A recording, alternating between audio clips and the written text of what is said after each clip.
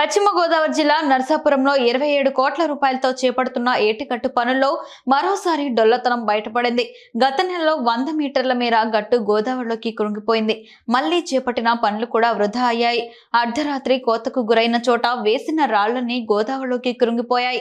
దీంతో ప్రజలు భయాందోళనకు గురవుతున్నారు. 2022 గోదావరి వరదకు ఏటిగట్టు సుమారు 100 మీటర్ల మేర కొట్టుకుపోయింది. ఈ పనులను గత ఏడాది ఏప్రిల్లో చేపట్టారు. వాడుతున్న రాళ్లు నాసిరకమైన ప్రభుత్వం తిరస్కరించిన క్వారీ నుండి రాళ్లు తీసుకొచ్చి పనులు చేపడుతున్నారంటూ మాజీ ఎమ్మెల్యే బండారు మాధవనాయుడు ప్రభుత్వానికి ఫిర్యాదు చేశారు. ఆందోళన కూడా చేశారు.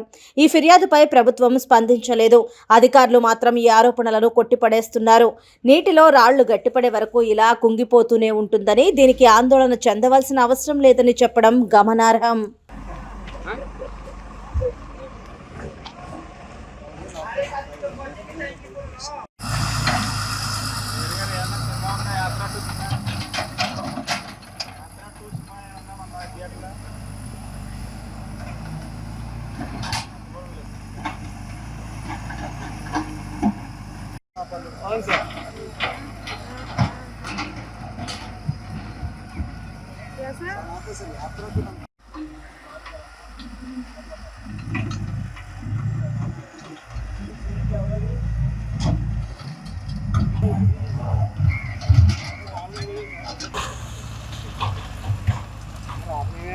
మళ్ళీ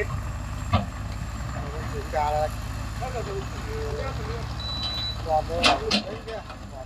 అర్థం కదండి మొత్తం ఎగ్గిట్ పడిపోతే